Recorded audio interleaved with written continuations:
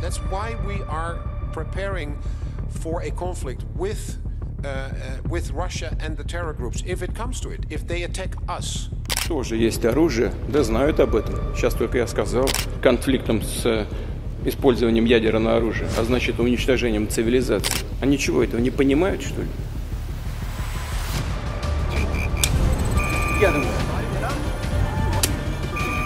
Банкар.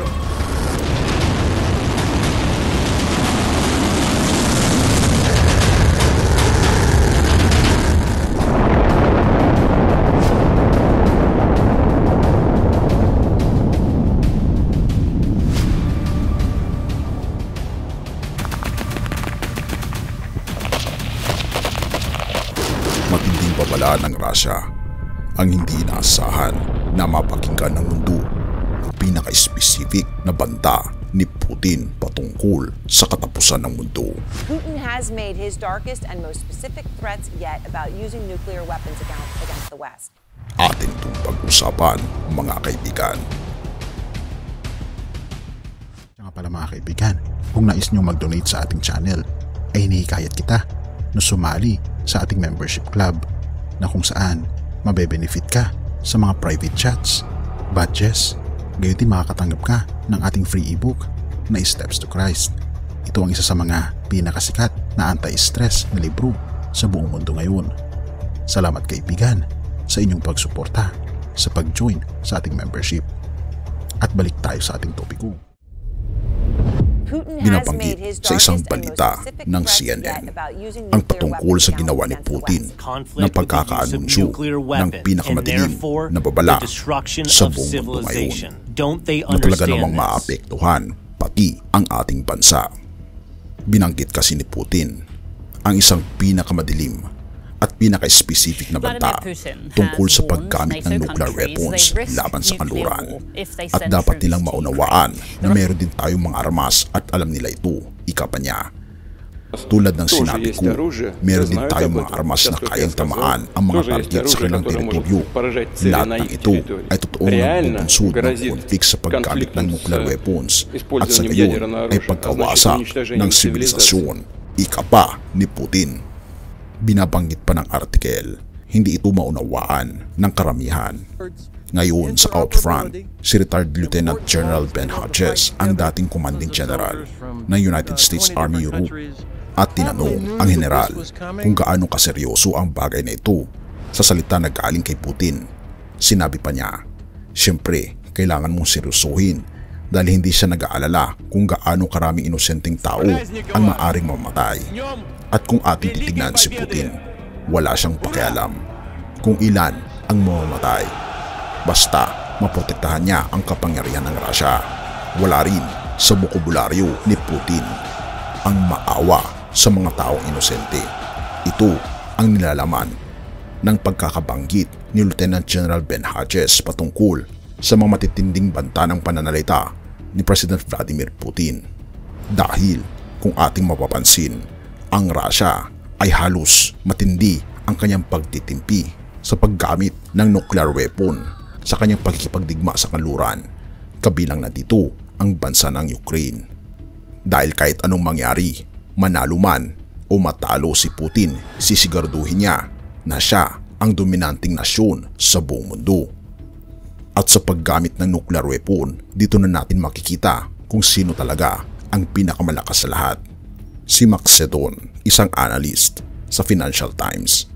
Nakuha niya ang mga dokumentong intelihensya na nagpapakita ng threshold ng Russia para sa paggamit ng nuclear weapons at mas mababa ito kaysa anuman ang iniisip ng karamihan.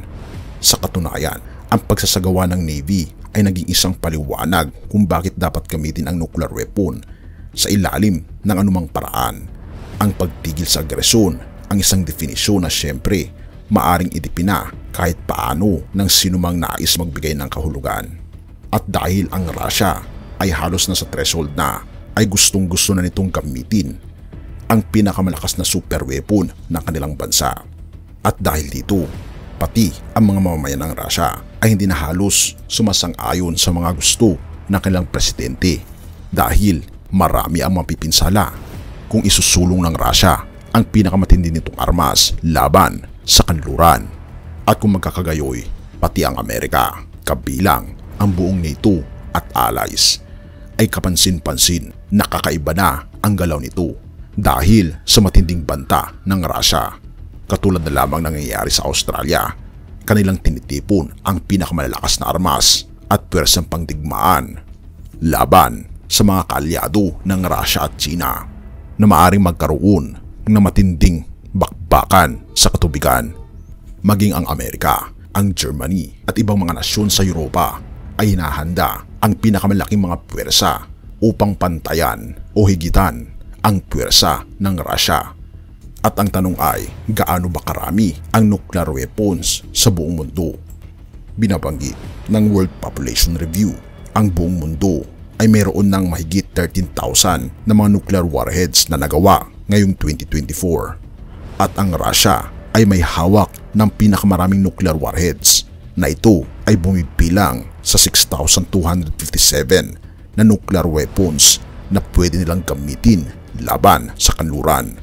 At ito ay sinusundan ng United States of America na mayroong 5,550 na mga nuclear warheads. Kung magkakaroon ng pagputok ng nuclear war ay malamang sa malamang lamang ang Russia. Isama mo pa dito ang matinding pagbagsak ng ekonomiya ng United States of America. Talaga namang nasa threshold at nasa bingit ng matinding problema ngayon ang mundo. Kung magiging dominante ang Russia, ay talaga namang magkakaroon ng part 2 ang Nazi power sa panahon ng World War II. Dahil marami sa mga analyst ang kinukumpara ang power ni Putin sa power ni Adolf Hitler. Kaya nga naman mga kaibigan, tayo ay laging maging handa. Hindi natin alam kung kailan puputok ang giyera. Hindi natin alam kung ito ba ay matutuloy. Na binabanggit sa Mateo 24 na makakarinig tayo ng mga balibalita ng giyera. O kaya naman mga giyera na talaga namang mangyayari sa hinaharap. Kaibigan, ito na ang tamang panahon na tayo lumapit sa ating Panginoong Diyos. Dahil nakahanda na ang pinakamatinding challenge sa buhay ng mundo at wala na tayong oras. Ngayon ang tamang panahon na tayo ay lumapit sa ating Panginoong Diyos. Ang tanong ay, nais mo ba na ipasakop ngayon ang iyong buong puso sa ating Panginoong Diyos? Tayo manalangin. Ama naming banal, mga kapangyarihan naming Diyos, kami po'y lubos na nagpapasalamat sa inyo na bagaman nagkakaroon ng mga problema sa mundo, aming pong nakikita na ang natatanging solusyon sa lahat ng mga problemang ito ay walang iba kundi ang aming Panginoong Diyos. Salamat po Panginoon sa inyo pong mapagmahal na katangian at gracious Panginoon sa lahat ng mga bagay na kayo po pa rin ang may hawak ng susi ng lahat ng mga digmaan sa buong mundo. Tulungan kami Panginoon ay talaga ang aming buhay sa inyo ngayon na habang hinahawakan niyo Panginoon ang puwersa ni Satanas na talaga namang handa niya na itong pasabugin anumang oras ay nandyan pa rin kayo Panginoon nagmamalasakit sa inyong mga anak. Panginoon, tulungan kami na ihanda ang aming mga sarili sa nalalapit ng bakbakan ng puwersa ng kabutihan sa kasamaan. Panginoon, manaignawa ang kabutihan sa aming pagkatao na aming pong inaalay ang aming buong puso sa aming Panginoong Diyos lamang mula ngayon at magpakailan paman. Purihin ka, o aming Panginoong Diyos, at salamat sa pagdinig ng aming mga panalangin at patawarin po kami sa lahat ng aming pagkukulang at pagkakasala sapagkat ito aming samot hiling sa matamis na pangalan ng aming Panginoon Jesus. Amen.